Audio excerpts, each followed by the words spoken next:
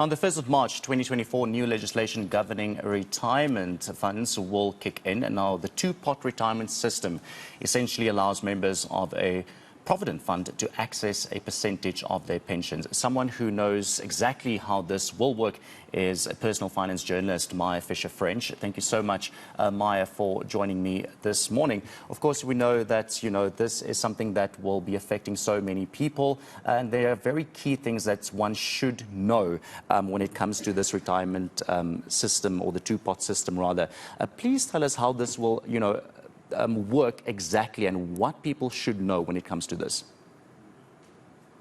I think what's important to know is that it affects everyone. So whether you are a member of a company pension fund, provident fund, if you have a preservation fund, if you're a member of a retirement annuity, if you're a member of the government employee pension fund, it affects you. Yes, all of you. If you have any retirement funds, it affects you.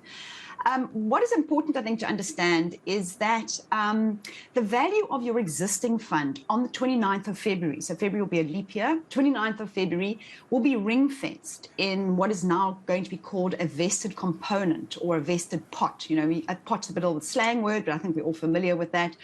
And the same rules that currently apply to your whatever fund you have will remain. So you'll have the same rights and rules as currently remain. However, and this is the thing everybody's interested in, is that there will be some seeding capital that will be transferred into a savings pot.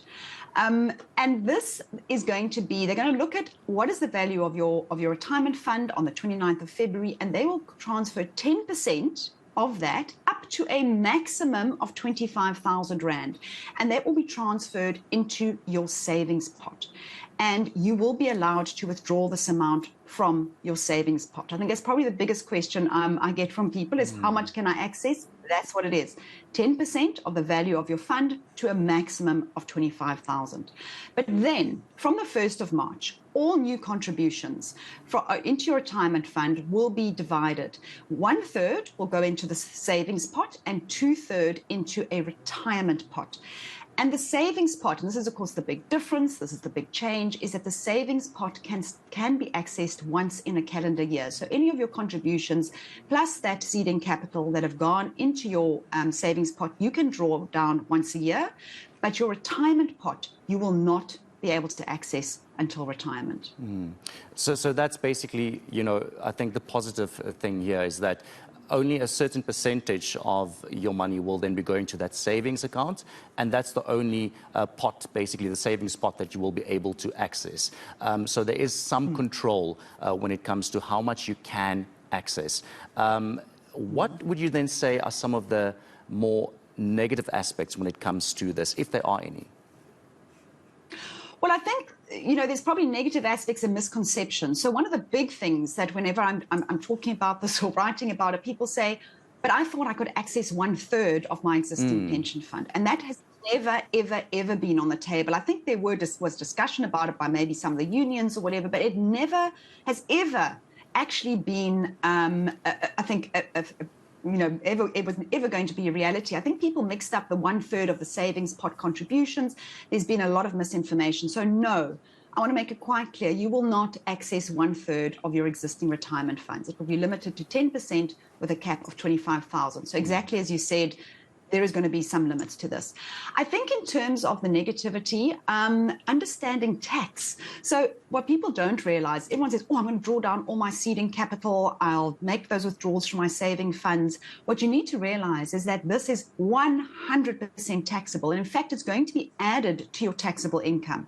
So let's take a scenario where you've got your seeding capital, you've got all your savings pot contributions you've made for the year, and you decide to withdraw that. And say it's 50,000 Rand. That 50,000 Rand will be added to your taxable income. So it could even push you into a new tax bracket and increase your marginal tax rate. So this is not a tax-effective move to draw your money from your savings pot. And the other one that I'm very worried about, actually, is I started to pick this sort of messaging that's out there, and that is people are saying that they need to resign before the 29th or before the 1st of March in order to access their pension fund, because they won't be able to access it after the 1st of March. And that is totally untrue. As I explained in the beginning, the value of your pension fund on the 29th of February will be ring-fenced, and you will be able to access that should you resign or be retrenched, exactly as the situation is at the moment. So people mustn't panic, they mustn't worry, they mustn't try and change anything. I think, just don't, I think just be very careful about the information you get out there. Speak to your company, speak to your employer, speak to your financial planner, and make sure you actually understand what is happening before you start listening to friends in the office. And I think just very lastly and very shortly, I think it's very important for employee and employer to be on the same boat when it comes to this. How can they navigate this and also make sure that everybody is then on the same page? I think this is an important point you've raised. It feels to me that there hasn't been enough education around this from an employer perspective. I'm picking up a lot of people saying, oh, I haven't heard about this from my employer yet, and we were never informed about this. So I do think there's going to have to be a lot of educational work, that really responsibility of the employer, and well, specifically, obviously, the people who run their retirement funds for them, to educate people around this. And I think one of the things that you're going to find is there's going to be, there's some people who say you shouldn't ever access your retirement funds. Other people are going to say, well, I'm desperate. I thought it was a third. I'm angry. I'm upset. I'm only going to get a maximum of 25,000. And I think those are some of the issues that we're going to be seeing coming out. And again, that's going to be a lot of conversations with employers and employees. Thank you so much, Maya, for your time, and thank you so much for that very knowledgeable, your knowledge on this, and something that we definitely need. So thank you so much for that, and also just making sure that everybody knows exactly how this two-pot system will be working. That, of course, your personal finance journalist, Maya Fisher-French here on eNCA.